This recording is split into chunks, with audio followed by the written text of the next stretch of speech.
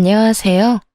혹시 이 글을 보시는 분들 중에 이간질이라는 걸 당해보신 분이 있으실까요? 저는 생각보다 운이 좋았는지 그런 일을 당해본 적은 없었어요. 결혼을 하기 전까지는 말이죠. 이간질이 정말 나쁜 이유는 사람 사이를 갈라놓는 것도 모자라 다시 붙을 수 있는 기회조차 주지 않기 때문이에요. 이간질 당한 사람의 마음속에는 상대방에 대한 불신이 깔려버리거든요. 그리고 영문도 모른 채 누군가의 불신을 온몸으로 맞닥뜨리게 되면 억울하고 서러운 것도 모자라 나중에는 그저 화만 나더라고요. 저희 부부가 딱 그랬어요. 저와 남편은 시부와의 사이를 이간질 당했으니까요. 그것도 남편의 두 형들에 의해서 말이죠. 엄청나게 치사하고 더러운 그 사람들의 행실을 오늘 낱낱이 파헤쳐보고 싶어 사연을 작성하게 됐어요. 저와 남편은 평범한 회사원으로 만나 사랑을 키웠어요. 그런 저희가 결혼을 하기로 결정하고 시댁에 방문했을 때 저는 이 결혼이 어쩌면 안 될 수도 있다는 생각부터 했어요. 시부가 상당히 알부자였거든요. 건물을 4채 정도 가지고 있는 그 지역에서는 알아주는 큰손이었으니까요. 남편과 사귀었을 때는 그런 걸 모르고 사귄 터라 인사를 드리러 갈 때가 돼서야 걱정이 되더군요. 결혼은 비슷한 사람끼리 해야 한다는데 저희 집은 이 정도는 아니었으니까요. 그렇다고 저희가 찢어지게 가난하거나 그랬던 건 아니에요. 다만 너무나 평범한 집안이었거든요. 그리고 시댁 식구들과의 첫 만남에서부터 그 삐걱거림은 왠지 모르게 불길했어요. 가만히 들어보니까 아가씨는 정말 아무것도 없네. 백지처럼 그냥 새하얀 순백이야. 그런 사람이 어떻게 우리 도련님 같은 사람하고 만났을까? 집은 어디냐, 학교는 어디를 나왔냐, 부모님은 뭐 하시냐, 연봉은 얼마냐. 그런 면접 같은 질문에 대답하고 나서 제일 먼저 들은 말이 그거였어요. 처음에는 무슨 뜻인지 몰라서 가만히 있었죠. 남편의 큰 형수가 하는 말이었거든요. 그러게나 말이에요. 그렇다고 얼굴이 특별하게 예쁜 것도 아니고 평범하기만 한 사람인데 도련님, 혹시 이 아가씨가 먼저 꼬셨어요? 작은 형수님, 그런 거 아니에요. 제가 먼저 말 걸었고 좋아한다고 말했어요. 사람이 워낙 선하고 착해요. 싸울 일도 별로 없고 어른들한테 잘하고 좋은 점은 셀 수도 없이 많은걸요. 남편의 큰 형수와 작은 형수가 저를 저평가하며 건넨 질문에 남편은 100점짜리 답변으로 꺼내더군요. 기분이 좋았지만 한편으로는 형님들이 왜 저를 못마땅해 하나 싶었어요. 그런데 시부에게 건네는 말을 들으며 의도를 정확하게 파악할 수 있었죠. 아버님, 잘 살펴봐야 해요. 이런 애들이 순진한 얼굴로 나중에 뒤통수 치거든요. 순진한 얼굴로 꼬리치고 뒷조사하는 애들이 얼마나 많은지 모르시죠? 형수님, 말이 좀 지나친 것 같은데. 제 여자친구는 그런 사람 아니에요. 대체 아까부터 왜 다들 이 사람한테 그런 식으로 말하는 겁니까? 왜긴 왜예요. 혹시라도 우리 집안에 도둑년이 들어오면 안 되니까 그러죠. 솔직히 도련님이 처가에 돈도 있고 명망도 있는 여자 데려왔으면 우리가 이렇게까지 하겠어요? 아무리 봐도 너무 우리 집안에 비하면 모자라잖아요. 분명히 돈이 목적인 게 틀림없다니까요. 29. 어리지는 않지만 그렇다고 노련하지도 않은 나이에 저는 앞으로 저의 시댁이 될지도 모를 사람들의 엄청난 악의를 마주하고 부들부들 떨었어요. 남편의 두 형들은 남편과 나이 차이가 좀 있었기 때문에 형님 될 분들도 나이가 있으셨거든요. 겁먹은 제 앞에서 깐깐한 표정의 시부가 잔뜩 인상을 찡그리고 말하더군요. 내가 해주겠다는 맞선 다 거절하고 만난 게 고작 이딴 게 집에야? 만약 이 결혼하겠다고 하면 난 막내 너한테 한 푼도 안 줄 거다. 그래도 이 여자랑 결혼이 하고 싶어? 예, 그래도 할 거예요. 제가 사랑하는 사람이에요. 저희가 직업이 없는 것도 아니고 돈은 열심히 벌면 되니 처음부터 욕심낼 필요는 없다고 생각해요. 저를 선택한다는 남편 말에 정말 고마웠어요. 그렇지만 한편으로는 마음이 갑갑했죠. 남편이 시부 눈에 찍힌 것처럼 보였으니까요. 그렇지만 제 손을 꼭 잡고 있는 남편 손 덕분에 저도 마음을 굳게 먹을 수 있었죠. 잘 됐네요. 아가씨가 그렇게 결백하면 시댁 도움은 없어도 되죠? 사랑만 있으면 된다는데 뭐. 둘이 좋으면 그만이지. 안 그래요? 고개를 작게 끄덕인 저는 겨우겨우 결혼을 허락받았어요. 결혼식은 좀 작게 해야겠네. 솔직히 급이 맞아야 뭘 진행을 하더라도 할 텐데 너무 차이가 많이 나잖아요. 손님들을 아무데나 모실 수도 없고 그렇다고 우리 상황에 맞추면 저쪽 집안이 가랑이 찢어질 거고 그러니까 가족들만 모아서 간소하게 해요. 알았죠? 원래 저희가 작은 결혼식을 하려고 했었거든요. 남편도 저도 현실감이 있는 사람들이었고 무엇보다 저희 집이 친척이 많이 없어서요. 친구들은 결혼식 날 저녁에 따로 초대해서 따로 작은 파티를 열기로 했었고요. 하지만 시종일관 저와 친정을 깎아내리는 형님들을 보며 기분이 퍽이나 상했어요. 왜 여기에 없는 우리 부모님이 저런 모욕을 당해야 하나 싶어서 화가 잔뜩 났는데 남편이 저를 달래줬어요. 남편 하나만 보고 결혼해야겠다는 생각이 들었죠.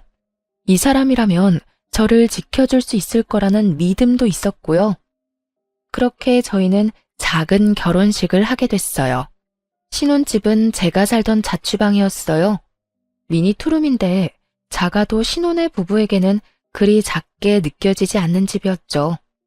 남편과 제가 모아놓은 돈이 있기는 하지만 그 돈과 대출을 더해도 전셋집을 얻기에는 애매했거든요. 그래서 결혼하고서도 당분간은 돈을 모으려고 했죠. 그런데 저희가 살 집이 저의 자취방이라는 걸 시댁 식구들이 결혼식에서 알게 됐어요. 아주버님과 형님들은 저희 부모님이 있는 앞에서 다 들으라는 식으로 악담을 하더군요. 자취방이 신혼집이 될 수 있어요? 도련님도 진짜 사랑이 밥 먹여주는 것도 아니고. 이런 걸 보면 정말 부모가 반대하는 결혼은 하는 게 아니라는 말이 딱 와닿아요. 하여, 돈 많고 머리 좋은 여자들 다 마다하고 사랑 하나 쫓아서 결혼했는데 그런 집에서 살다니. 지금 저렇게 웃고 있어도 속으로는 얼마나 울고 있겠어요. 안 그래요? 동서, 조용히 좀 말해. 저기 사돈 어른들 다 듣겠네. 제가 없는 자리에서 어머니가 들었던 말이었어요. 나중에 남편이 없을 때 어머니가 그렇게 이야기하면서 속상한 표정을 지었어요. 엄마, 걱정하지 마. 그 사람들은 돈이 많아서 그래. 우리는 우리 형편 맞게 살면 되지. 나 그런 거 가지고 열등감 느끼고 화낼 만큼 어린 나이도 아니야. 내 손으로 번 돈이 아니면 다 빚이라고 생각해. 차라리 빚 없이 시작하는 게 훨씬 낫지 뭐.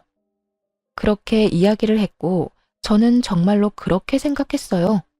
형님들의 말은 기분이 나빴지만요. 그러나 친정어머니는 신경이 많이 쓰였던 모양이에요. 없는 형편에도 돈을 마련해서 저희한테 주더라고요. 집 구할 때 보태서 쓰라고요. 괜찮다고 돌려줬는데도 안 쓰면 엄마가 속상하다는 말에 결국 그걸로 전셋집을 구했어요. 대출도 많이 꼈지만 자취방보다는 좋은 집이긴 했죠. 친정의 도움으로 집을 구할 수 있어서 남편이 어머니에게 엄청 고마워했어요. 장모님, 너무 감사합니다. 저희가 돈 많이 벌면 꼭 갚아드릴게요. 그리고 중간에 필요한 일 있으면 저희 부르세요. 제가 가서 다 도와드릴게요. 그렇게 말하는 남편의 미소가 너무나 부드러워서 저렇게 팍팍하고 기름이 낀 집안에서 어떻게 이런 사람이 나왔나 싶은 생각이 들 정도였죠. 사실 시댁의 환영을 받으며 한 결혼이 아니었기에 텃세나 괴롭힘이 있을지도 모른다고 생각했어요. 나름의 각오도 하고 있었는데 이 시댁은 아예 저희 부부를 부르지 않더군요. 무려 결혼 3년 차에 첫째 딸이 생길 때까지도요. 명절, 생일 그 모든 날에도 저희는 시댁 출입을 허락받지 못했어요. 제 기분은 더럽게 나빴고 남편 기분은 더 많이 안 좋았죠. 그렇지만 시댁에서도 저희를 좋아해주는 사람도 있었어요. 바로 시모였죠. 시어머니는 참으로 조용하고 정신적으로 의지가 되는 좋은 사람이었어요. 시부의 재산을 함부로 어떻게 할 수 있는 사람은 아니었지만 저희 부부와 손녀딸에게 도움을 줄 정도의 능력은 가지고 있는 분이었어요. 우리 집에는 자식들도 다 아들, 손주들도 다 아들이었는데 네가 딸을 낳아주니까 기분이 너무 좋다. 그리고 막내를 쏙 빼닮아서 더 마음이 가. 우리 바깥 양반도 손녀를 그렇게 원했는데. 애를 낳은 뒤로도 시모는 자주 저희를 찾아와 용돈이나 아이 용품을 선물해주고 가셨죠. 시모에게 고마운 마음을 가지던 저에게 복권 당첨 같은 일이 일어난 건 아이가 1살이 갓 넘었을 무렵이었어요. 제가 대학 시절 경매를 공부했던 적이 있었거든요. 그런데 그때 공부하면서 가벼운 마음으로 샀던 물건이 도로와 아파트가 들어서는 비싼 땅으로 변한 거죠. 개발이 될 거라는 생각으로 산 것도 아니고 나중에 부모님 연세 드시면 전원주택이나 지어볼까 하는 마음으로 가볍게 싸게 주고 산 곳이라 더 횡재한 기분이었어요. 그 보상금으로 친정어머니가 빌려준 돈을 먼저 갚았고 그 다음에는 이사를 했어요. 금액에 맞춰 매매로 말이에요. 그렇게 이사를 하고 나서 시모가 저희에게 은근슬쩍 말하더군요. 손녀딸 얼굴 보여주러 오라고요. 그래서 선물을 사들고 결혼한 지 4년 만에 아이를 데리고 시댁으로 들어갔어요. 안으로 들어가니 오랜만에 보는 얼굴들이 앉아있더군요. 아주버님들과 형님들 말이에요. 시부와 시모에게 먼저 인사를 했어요. 시부는 우리 딸을 유심히 쳐다보더군요. 마음이 가는 것처럼 보이기는 했지만 결국 집에 갈 때까지 안아주지는 않았어요. 식사라도 하고 가라며 시모가 저희에게 말했고 식탁에 둘러앉았죠.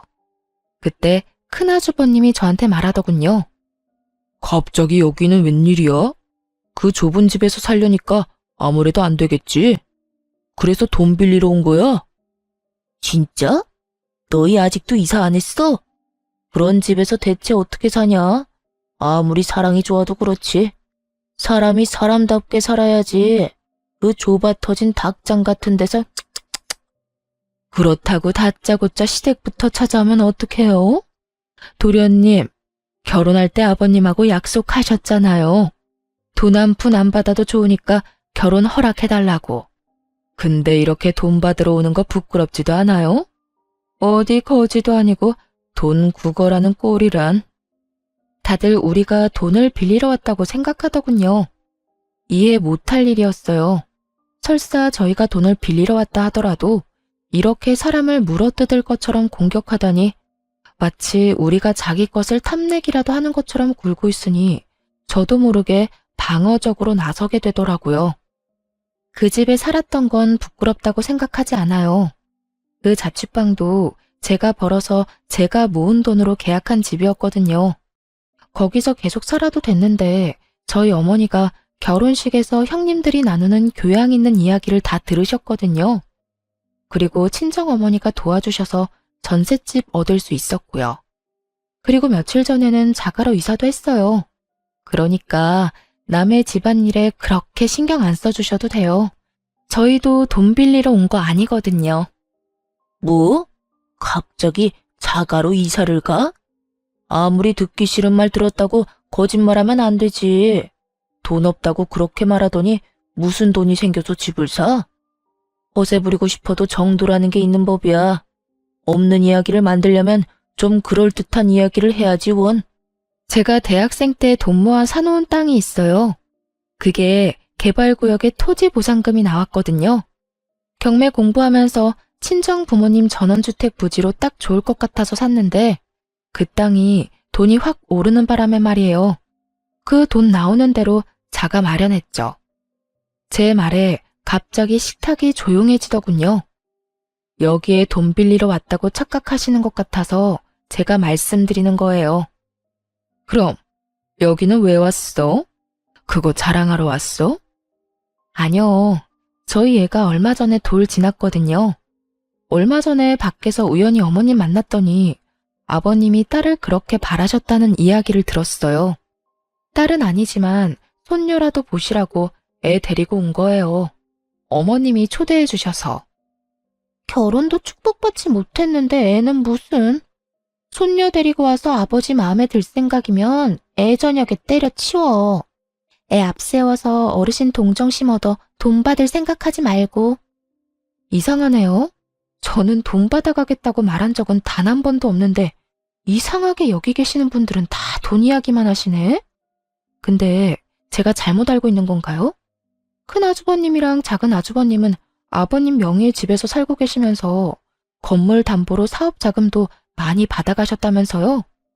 저희는 한 푼도 받아간 적이 없는데 왜 저희가 돈을 가져갈 거라고 생각하세요? 저희는 그럴 생각도 없고 저희 벌어서 생활할 수 있어요. 이번 보상금 건으로 경매에 관심 붙어서 요즘에는 공인중개사랑 경매 공부도 하고 있거든요.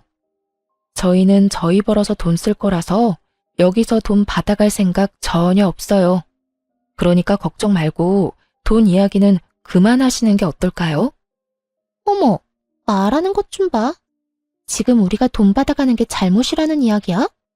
동서야말로 애 앞세워서 환심 사려고 여기 온 거잖아. 그래, 재수씨 너무하네.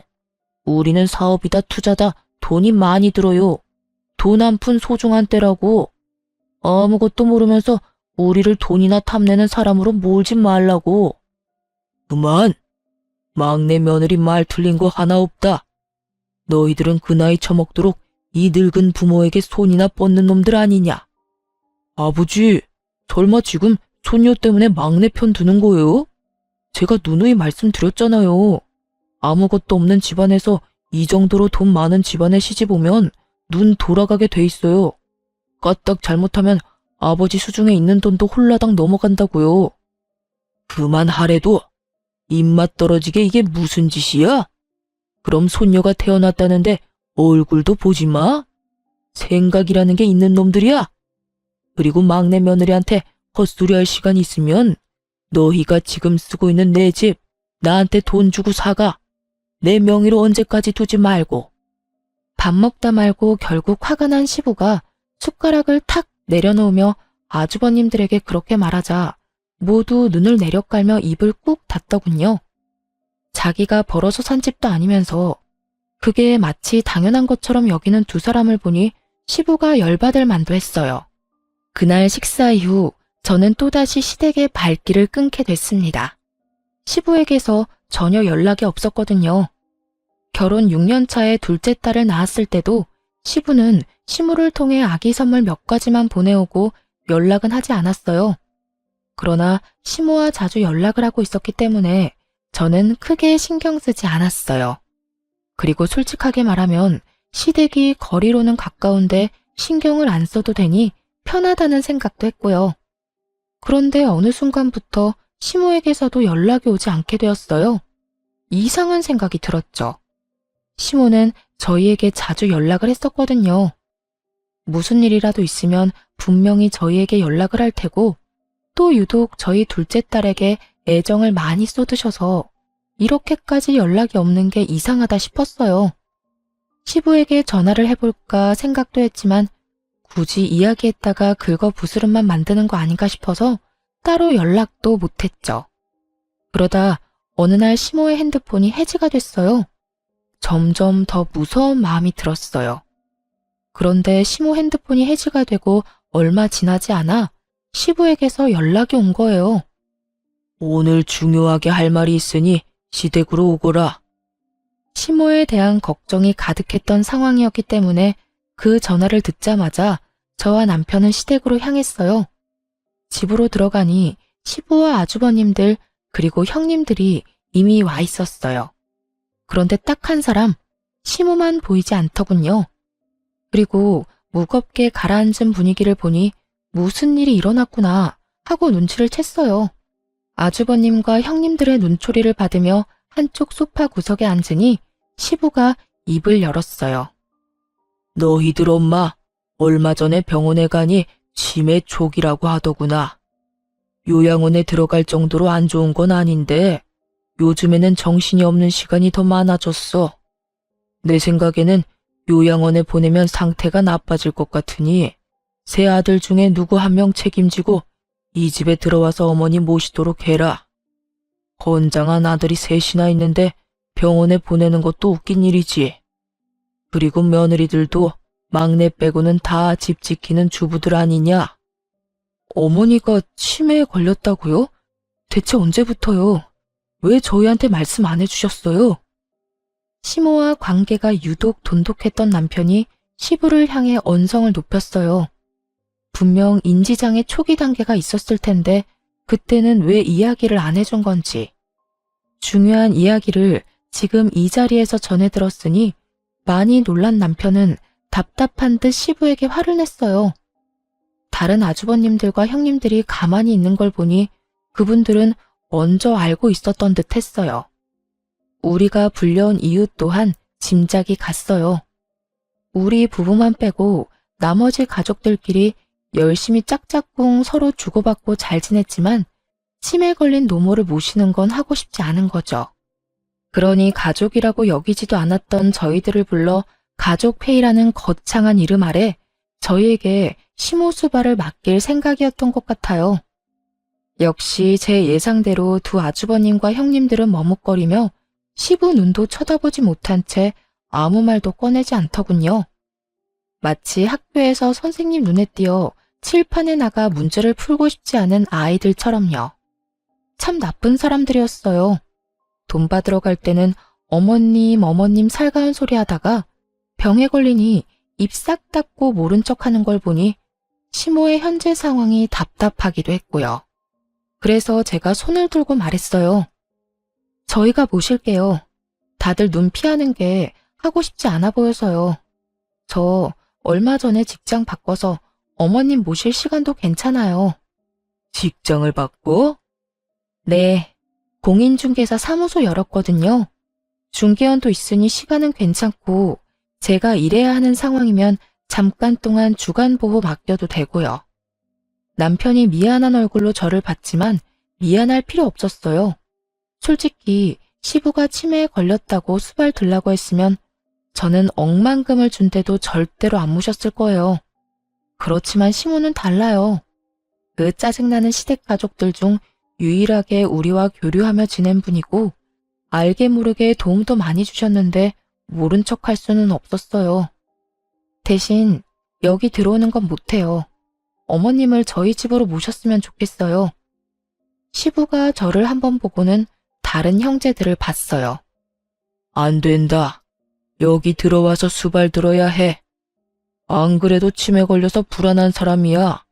환경 바뀌면 더 불안해서 나빠지면 어떡하냐. 혹시 일하는 것 때문에 그러는 거면 차라리 내가 돈을 주마. 그 이야기가 끝나자마자 갑자기 큰아주버님이 끼어들었어요. 아버지, 뭐하러 쓸데없이 돈을 씁니까? 저희 와이프 요새 할 일 없으니 어머니 모시는 일은 잘할 수 있을 거예요.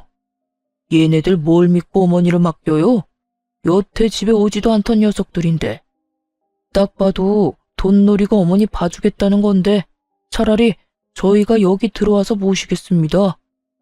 큰아주버님의 말에 작은아주버님도 질세라 끼어들었죠. 형님보단 우리가 더 낫죠. 어르신 모시는 건 체력 싸움인 거 모릅니까? 저희 와이프는 요새 골프로 체력 단련 많이 했거든요. 평소 몸도 약한데 어르신 모시다가 쓰러질까봐 겁나요. 그냥 저희한테 맡기세요. 저희가 편안하게 모실 테니까요. 두 아주버님의 갑작스러운 경쟁에 두 형님 얼굴이 사색이 되는 걸 보니 미리 상의된 내용이 아니라는 걸 알았죠. 아마 시부가 돈 이야기를 꺼내니 저희가 시부 눈길 한 번이라도 받을까봐 견제하는 것처럼 보였어요. 그렇게 생각하니 저도 모르게 욱하고 화가 났어요. 돈도 필요 없이 시부 모시겠다는데 그마저도 막아서는 데다가 여전히 시부와 저희 부부 사이를 떼어놓으려 안달이나 보였거든요. 아주버님, 무슨 말을 그렇게 하세요? 어머니 모시는 일에 돈 이야기는 왜 튀어나오냐고요. 그렇게 저희를 부모님하고 떼어놓고 싶어요? 말도 안 되는 이간질까지 하면서 돈 안 받겠다고 각서라도 쓰고 어머님 모셔야 해요? 돈 안 받고 모시겠다고 미리 말씀드렸는데 저희의 어디가 돈을 노리고 오는 사람들이냐고요. 이간질이라니. 동서 말 함부로 하네. 여태 부모님하고 왕래도 없었으면서 갑자기 어머님 모시겠다고 하면 당연히 그 의도가 의심되는 상황이잖아. 그걸 말이라고 하세요? 그럼 연락 한 번 안 하던 식구들이 왜 어머님 치매 수발 들어야 하는 일에 저희 부르셨어요? 원래 저희한테 말없이 이 집안에서 일어나는 일들 알아서 잘들 처리하셨잖아요. 이번에도 그렇게 우리 없이 해결하면 될 일을 왜 새삼스레 불러서 물어본 거예요? 저희한테 떠넘기고 싶어서 그런 거 아니냐고요. 이 중요한 문제에 빠지면 안 될 것 같아서 연락한 거지. 무슨 말을 못해? 그리고 저희 아버님은 몰라도 어머님이랑은 자주 연락했거든요. 손녀딸 보러 얼마나 자주 오셨는데 그건 모르셨나 봐요. 왕래도 없었다고 하시는 거 보면. 이거 봐. 딸 귀한 집에 손녀 낳아주고 그걸로 어머님까지 깨어냈어? 아버님, 제가 그랬죠? 애들 앞세워서 어르신들 자기 마음대로 주무르려고 한다고요. 몰래 어머님을 만나고 다녀? 그래서 뭐 받기로 했어? 뭐 준다고 하셨냐고? 받기는 뭘 받아요? 애기용품 받은 게 다인데. 거짓말하지 마. 도련님 깨어낸 솜씨로 어머님도 깨어내서 어머님 명의로 된 재산이라도 빼내려고 한 거 아니야? 형수, 말이 심하잖아요. 저희가 왜 그런 짓을 합니까? 어머니 재산은 어머니 거예요. 부모님 멀쩡히 살아계신데 저희가 그런 돈이나 탐하는 버러지 같은 인간처럼 보입니까? 제 눈에는 이미 돈 받아가신 분들이 버러지처럼 보이는데? 참던 남편이 제가 심한 말을 들으니 결국 참지 못하고 핏대를 세우며 말대꾸하더군요. 평소에는 꼬박꼬박 형수님 하며 허허롭게 다니던 남편이 호칭에 님자도 안 붙이는 걸 보니 화가 많이 난 것 같더라고요. 그렇게 집안이 난장판이 되어가자 시부가 정리를 했어요. 그만해라. 너희 엄마는 재산 아무것도 없다. 나한테 다 있어. 주고 싶어도 못 줬을 테니 둘째 며느리, 너는 이제 그만 좀 떽떽거려라. 네 목소리 듣고 있으니 두통이 더 심해지잖아. 화를 낸 시부가 피곤한 듯 얼굴을 쓸어내리더니 다시 물었어요. 그래서 누가 여기 들어와서 어머니 모실 거냐? 어머니 수발드는 사람은 유산 상속할 때 좀 더 유리할 거다. 유산 이야기 꺼내자마자 큰 형님이 외쳤어요. 아버님, 저희가 볼게요. 일하느라 바쁜 막내 며느리, 운동하느라 바쁜 둘째 며느리. 입만 아프게 뭐 하러 부르세요?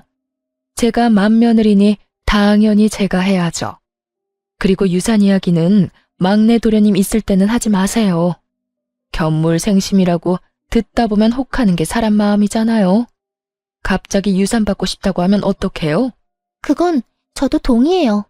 여태 가족일에 참여도 안 하고 부모님 모시지도 않은 사람은 유산 제외하셔도 되지 않을까요? 아버지가 하지 말라는 결혼하면서 돈도 안 받는다고 다짐했으니까요. 일단 막내 도련님은 유산 상속에서 빼두고 형님, 그렇다고 형님이 어머님 모시는 것도 좀 아니죠. 매번 몸이 안 좋아서 행사에 자주 빠지면서 집에서 자기 몸이나 추스르는 게 어때요? 어머님 돌보다가 먼저 쓰러져서 링거 맞지 마시고요. 막내 동생이 돈 한 푼이라도 가져갈까봐 아주 넷이서 협동하는 모습을 보니 남편도 참기 힘들었나 보더라고요. 엄마 아픈데 다들 무슨 말 하는 거예요? 이게 대체 다 뭐냐고요? 지금 이 자리가 엄마 아픈 거 어떻게 할 건지 상의하는 자리가 맞기는 해요? 무슨 말만 하면 저희는 죄인 취급에 형들은 엄청난 효자 효부처럼 굴고. 그렇게 어머니 모시고 싶으면 모시세요. 그래도 나도 엄마 아들이니까 정기적으로 보게 해줘요. 형들이 엄마 잘 돌보고 있는지 확인할 테니까. 잘못 모셔서 어디 아프기라도 하면 형들 다 가만히 안 둬요? 그리고 돈, 그놈의 돈 이야기. 저희한테 제발 하지 마요. 돈 달라고 안 할 테니까. 저희 부부, 우리들 손으로 충분히 돈 벌 수 있는 사람입니다. 그런 거 필요 없으니까 2번 다시 저희한테 말하지 마요. 남편이 열받아서 화를 내고 나왔어요. 나오고 나서 남편이 한숨을 푹푹 쉬더군요. 저한테 미안하다고 이렇게 심하게 콩가루인 집안은 아니었다고 했어요. 그렇게 저희는 오해도 풀지 못하고 시모도 모시지 못한 채 나왔어요. 그래도 마음은 계속 시모 곁에 가 있으니 어떻게든 연락이나 다시 해볼까 생각하던 중 시부에게서 다시 시댁으로 오라는 연락을 받았어요. 갔더니 저번과 똑같은 상황이 펼쳐졌어요. 상석에 앉은 시부와 소파에 앉은 두 아주버님과 두 형님들이 보였어요. 우리까지 모두 도착하자 시부가 입을 열더군요. 너희도 알다시피 요즘 부동산 경기가 안 좋아. 그리고 첫째, 네가 내 건물을 담보로 빌려간 돈을 못 갚아서 지금 터지기 일보 직전이지.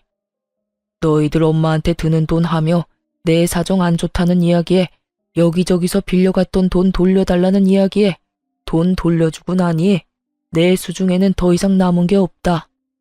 시부가 그렇게 말하며 서류를 탁자 위로 툭 던졌어요. 저와 남편은 그냥 멀뚱멀뚱했고 형님과 아주버님들은 눈에 불을 켜고 서류를 뜯어먹을 것처럼 살펴보더군요. 시부 명의로 건물이 여러 개 있었다는데 어찌된 영문인지 그 건물이 다 다른 사람 소유가 됐더라고요. 나는 이제 늙었고 너희들 어머니는 치매에 걸렸지. 나도 이제 자식 손주들 재롱이나 보며 쉬고 싶구나. 너희들 중에 누구 나와 함께 살 사람 있냐? 시부의 말에 저희는 일단 가만히 있었어요. 이번에도 아주버님과 형님들이 시부를 들들 볶을까봐 아무 말 안 하고 있었죠. 정막 속에 큰 아주버님이 먼저 말을 열었어요. 아버지, 저희는 어머니도 모시고 있고 이 상황에서 아버지까지 모시는 거 힘들어요. 그리고 처가 쪽에도 문제가 있어서 저희 자주 나가봐야 합니다. 아버지 모시는 건 힘들 것 같고 어머니도 이번 달까지만 모실 수 있을 것 같은데요. 장황하게 늘어놓긴 했지만 안 된다는 말이었죠. 그러자 작은 아주버님도 이에 질세라 말을 하더군요. 아버지, 저희들은 형님만큼 뭘 받은 적이 없잖아요. 솔직히 이런 일은 당연히 돈 많이 받아간 사람이 해야 한다고 생각합니다. 아니면 부모님 모시는데 필요한 금전도 필요하고요. 제가 하는 가게 사정도 좋지만은 않아요. 그렇게 치면 형이 당연히 부모님 모셔야죠. 받아먹은 게 얼만데. 뭐? 그러는 너는 안 받아먹었어? 그리고 부모님 모시라는 말 하는데 격떨어지게 무슨 돈 이야기야? 우리가 여태 모셨으니 너희더러 모시라는 거잖아. 고작 3개월 모셔놓고 그것도 모신 거요? 내가 모를 줄 알아? 형수가 어머니 모신 거 아니잖아. 간병인 고용해놓고 자기는 편하게 있었으면서. 두 아주버님들이 박 터지게 싸우는 걸 보니 씁쓸했어요. 솔직히 여기 왜 불려왔나 싶고요. 여차하면 시모만 데리고 떠야겠다 싶었는데 두 사람의 불똥이 저희에게 튀더군요. 아, 아버지, 막내 있잖아요. 여태 아무것도 못했으니 지금부터라도 자식된 도리 지키라고 하세요. 매번 이런 일에서 빠지기만 해서는 안 되죠. 여태껏 시부의 눈에 들지 못하도록 우리 사이를 그렇게 이간질 시켜놓고는 시부가 모든 걸 잃게 되니 그제야 저희한테 시부를 밀어넣으려 하더군요. 추하기 짝이 없는 모습에 어이가 없는데 그때 시부가 두 아주버님을 쳐다보며 고개를 끄덕였어요. 좋은 생각이다. 그러면 너희 둘은 너희가 빌려간 내 돈의 3분의 1을 막내한테 줘라. 지금 당장 내게 돈이 없으니 너희가 빌려간 돈으로라도 막내한테 그 몫을 줘야 하지 않겠냐? 그 말에 두 아주버님들 얼굴이 벌겋게 달아오르더니 시부를 향해 핑계와 분노를 퍼붓더군요. 아버지, 저희가 왜 막내한테 돈을 줘요? 돈 줄 거면 아버지가 줘야지. 그리고 이런 말 안 하려고 했는데 여태껏 치매 노인 모신 거 생각하면 아버지가 저한테 그런 식으로 말하면 안 되죠. 솔직히 이렇게까지 된 것도 다 아버지 탓이잖아요. 그러게 신중하게 자금을 굴렸어야지.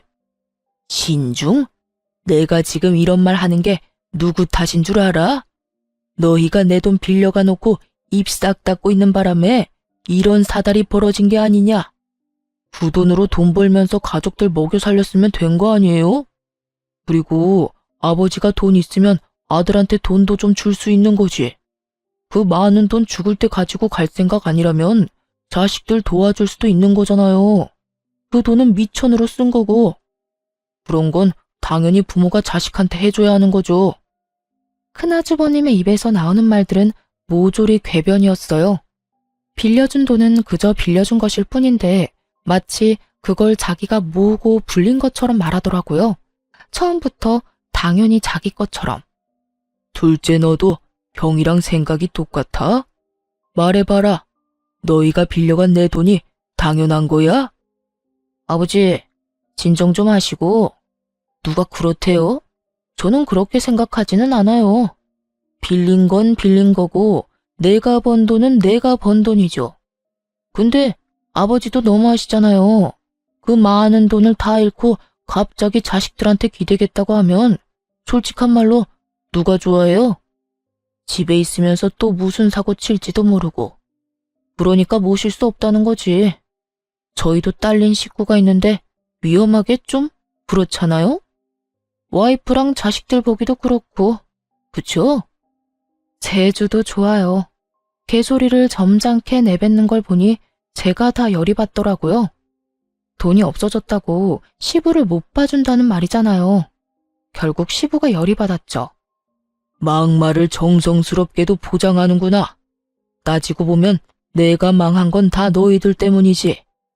너희가 사업자금 투자 명목으로 빌려간 내 돈, 내 건물 담보로 빌려간 돈도 못 갚아서 내가 대신 갚아주고 있는 판에 이 아버지도 못 모시겠다.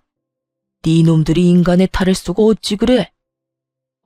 좀 그만하세요. 저희는 이런 식이면 아버지랑 못 살아요. 앞으로 저희한테 연락하지 마세요. 멀쩡한 집안 다 망하게 해놓고 다 아버지 잘못이에요. 아버지, 저도 그렇게 생각해요. 그 많은 돈 차라리 저희한테 증여해줬으면 이런 일은 없었잖아요. 저희도 어른 모실 만한 형편은 아니니까 앞으로 이런 일로 연락하지 마세요. 두 아주버님들과 형님들이 떠나고 시부가 한숨을 내리시고는 저희한테 묻더군요. 그래서 이제 너희도 떠날 거냐? 그 말에 남편이 저를 쳐다보더군요. 저와 결혼하기 전까지는 그래도 시부와 완전히 사이가 나빴던 건 아니었고 어린 시절에는 좋았던 기억도 많으니 남편은 고민하는 눈치였어요. 시부모를 모시는 일은 저한테 허락받지 않으면 안 되는 일이라는 걸 잘 알고 있을 테니까요. 저는 큰 한숨을 쉬고 시부에게 말했죠. 사실 아버님이 저희를 밀어내셔서 여기 오기 전에는 어머님만 모시려고 생각했어요. 그런데 저희 친정아버지가 자식들한테 항상 강조하는 게 있으셨거든요. 곤란한 사람을 보고 못 본 채 하지 말라는 거요. 그러니까 아버님도 저희가 모실게요. 이 집도 넘어가는 거면 이참에 두 분 다 저희 집으로 오세요. 사돈께서 사람이 참 좋으신가 보군. 너희를 괴롭혔는데도 나를 모시고 갈 수 있겠냐? 나는 지금 아무것도 없어. 빈털털이야. 아버님, 예전부터 누누이 말씀드렸잖아요. 저희 알아서 돈 벌어요. 남한테 빌린 건 언젠가 갚아야 할 빚이고요. 그리고 아버지가 바른 말 하려고 그러신 건 아니에요. 주변에 곤란한 사람이 있으면 본인이 그 영향으로 힘들어지고 보고 있기 불편하기 때문이래요. 주변 사람들이 행복하면 본인은 더 행복해진다고요. 제 말에 시부가 고개를 푹 숙였어요. 미안한 감정이라도 갖고 계셨나 싶었죠. 여태껏 두 아주버님들의 화려한 견제 때문에 저희가 돈 때문에 들러붙으려는 인간들처럼 보였을 텐데 그런 사람이 아니라는 걸 이제 아셨으니까요. 그런데 시부가 저한테 그러더군요. 사실 얼마 전에 내가 집에 일찍 돌아온 일이 있었다. 그런데 시어머니 모시겠다던 첫째 며느리가 보이지를 않는 게야. 찾아보니 백화점을 갔다고 하더구나. 너희 시어머니가 방에서 나오지도 못하게 문을 걸어 잠그고 말이지. 그 안에서 나가고 싶어서 문을 두드리는데도 고용한 간병인은 듣지 못한 척 핸드폰만 열심히 했어. 그걸 보고 무슨 생각이 들었는지 아느냐? 나도 늙고 병들어 내 손으로 아무것도 못하면 내 자식들이 나를 저렇게 만들겠구나 싶었다. 그래서 머릿속이 하얘졌어. 그러니 시험을 해본 거야.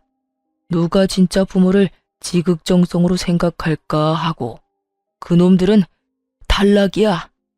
지들이 가져간 돈이 얼만데 받아간 돈만 해도 부모를 평생 모시고 받들어 살아도 모자란데 어떻게 돈 한 푼 안 가져간 너희만 남는 건지. 서류는 다 거짓말이었고 시부는 여전히 알부자가 맞았어요. 그걸 몰랐던 두 형은 시부가 재산을 모두 날린 거라고 생각하자마자 빛과 같은 속도로 시부를 버린 거고요. 어안이 벙벙한 저희들을 두고 시부가 태연히 변호사에게 연락을 하더군요. 시부가 유언장을 작성했어요. 시부가 죽고 나면 남은 재산은 모두 기부한다고요. 자식들 그 누구에게도 남은 재산은 안 준다고 말이죠. 며느라가 사돈 어른과 식사 시간을 좀 잡아보거라. 그렇게 저희 아버지는 결혼식 이후로 처음 시부를 만났어요.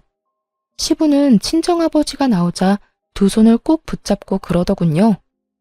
딸을, 이렇게 귀한 딸을 시집 보내주셨는데 여태 모르고 바보 같은 짓만 했습니다. 제가 우리 며느리 덕분에 늙음하게야 중요한 걸 깨달았어요. 감사합니다. 아이고, 무슨 말씀을. 두 손녀가 참으로 귀엽고 사랑스럽습니다. 사돈이 아이들 어린 시절을 그냥 보낸 것 같아 그게 아쉽네요. 나중에 제가 찍은 사진이라도 많이 보내드리겠습니다. 시부가 허허하며 웃더니 저와 남편을 보고 입을 열었어요. 말년에 내가 정신 차리도록 해준 고마운 며느리한테는 선물을 줘야지. 시부가 제게 준 것은 시부 소유의 건물이었어요. 남편에게는 현금을 증여해줬고요. 이런 걸 바란 게 아닌데 거절하려고 하자 시부가 그러더군요. 눈먼 장님 눈뜨게 해줬으면 그것도 싼 거야. 그리고 집을 너희 집 근처로 옮길까 한다. 손녀들 재롱 보며 쉬고 싶다는 건 거짓말이 아니니까. 그렇게 시부모 두 분 다 저희 집 근처 주택으로 이사 오게 됐어요. 시부는 가지고 있던 나머지 건물을 처분하고 마지막으로 두 아들에게 참교육을 해주셨어요. 바로 두 아주버님들이 결혼할 때 시부가 사준 집, 시부 명의의 집 두 채를 소유자의 권한으로 팔아버리기로 결정한 거였어요. 시부는 가타부타 말도 없이 통보를 하니 두 아주버님들이 쏜살같이 달려와 시부에게 그러더군요. 아버지, 서운하셨으면 말씀을 하셨어야죠. 이런 식으로 하면 아무한테도 도움 안 돼요. 이런 곳에 있지 마시고 저희랑 같이 가요. 저희가 모실게요. 형은 인연 끊겠다면서 뭐하러 왔어? 제가 모실게요, 아버지. 둘 다 사색이 돼서 벌벌 기는 꼴이란. 인연 끊겠다더니 너희 여기 왜 왔냐? 돈 없는 아버지 필요 없는 거 아니었어? 유언장 작성 이미 변호사 대동하고 다 끝냈다. 재산 증여도 얼추 됐어. 나 죽으면 너희는 돈 한 푼 못 가져가. 그리고 지금 살고 있는 집도 너희 능력으로 마련한 게 아니니 내가 도로 가져가야겠다. 늙은이 노후 자금이 필요해. 다행이지. 그것마저 너희 명의로 해줬으면 말년에 내가 얼마나 크게 곤란했을지 상상도 안 가니까 썩을 놈아. 아버지, 저 이대로 못 갑니다. 아버지, 한 번만 살려주세요. 이런 식이면 저도 한 발짝도 못 나가요. 아니, 노망 나셨어요? 막내한테 건물을 왜 줘요?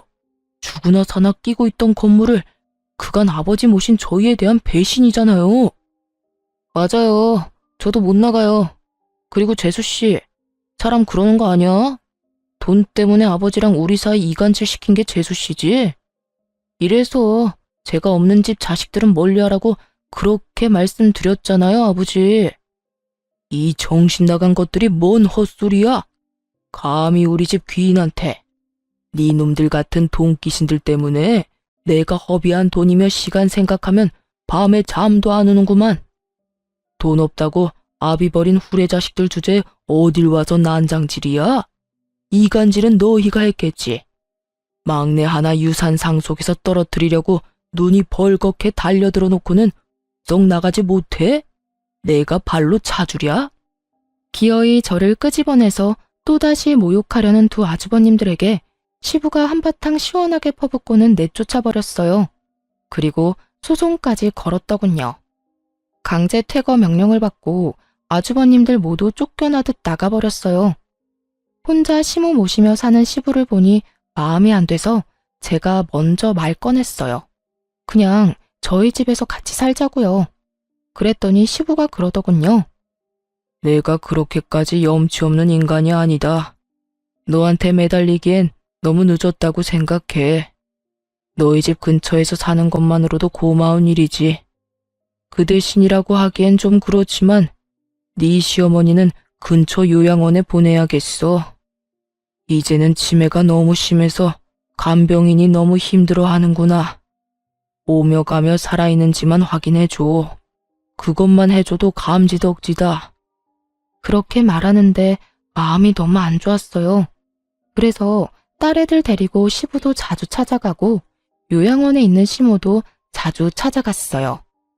둘째가 시모 어릴 때를 쏙 빼닮은 탓인지 시모가 손녀들 데리고 오면 누군지는 못 알아보셔도 너무 좋아하시거든요. 시부도 그런 손녀딸들하고 자주 시간 보내며 즐거운 노후를 만끽하고 계세요. 시부와 저희 사이를 이간질하며 나쁜 짓만 일삼던 두 아주버님들은 지치지도 않고 시부 집에 찾아와 용서해달라며 쇼를 해요. 하지만 시부 불호령에 얼굴도 못 보고 쫓겨나는 일이 태반이네요. 그런 아주버님들, 형님들과 가끔 문 앞에서 마주친 적도 있는데 시부 한 대 받으며 집으로 들어가는 제 모습 보고는 얼굴이 한껏 구겨진 꼴을 보니 속이 엄청 쓰려 보였죠. 대신 제 속은 시원했지만요.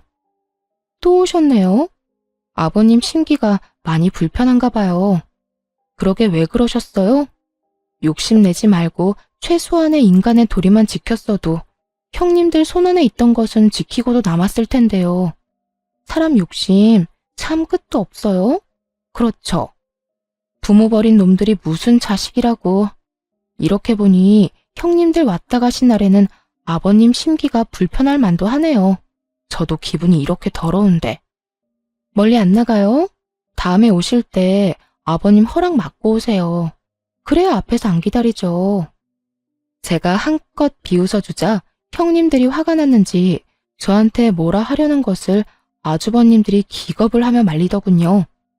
시부 집 앞에서 드자비질하다가 시부한테 더 밉보일까봐 걱정이었나 봐요. 그런 짓 안 해도 이미 신용도가 바닥인데. 부모 재산 있으면 좋죠. 물려주면 더 좋고요. 저도 성인군자가 아니라 돈 준다면 기분도 좋고 횡재한 기분이고 그래요. 하지만 그 돈이 제가 번 돈도 아닌데 제 것처럼 여기는 것 자체가 문제잖아요. 그리고 돈 없다고 힘들 때 도와준 부모를 버리는 것도 도리를 저버리는 거고요. 가진 것도 지키지 못한 사람들 보니 저도 앞으로 경계 또 경계하며 살아야겠다는 생각을 해요. 돈에 눈이 멀면 시부처럼 자식들한테 버림받을 수도 있구나. 저렇게 나중에 후회하고 발바닥에 땀나도록 찾아와서 용서를 빌어야 할 수도 있구나 하고요. 시부모와 저희 부부 사이를 이간질시키던 두 아주버님과 두 형님들은 여전히 시부의 용서를 받지 못하고 있어요. 그때 자식들을 시험하면서 느낀 감정이 생각보다 뼈저렸던 것 같더라고요. 그리고 저희는 오해를 풀고 도리어 더 잘 지내고 있고요. 걱정 없는 집은 없고 우환이 없는 집도 없겠지만 그렇게 사는 것도 가족이고 인생이라고 생각하고 있어요. 관계가 잘 풀려 다행이기도 하고요. 쓰다 보니 말이 길어졌네요. 지금까지 긴 사연 들어주셔서 감사합니다. 행복하세요.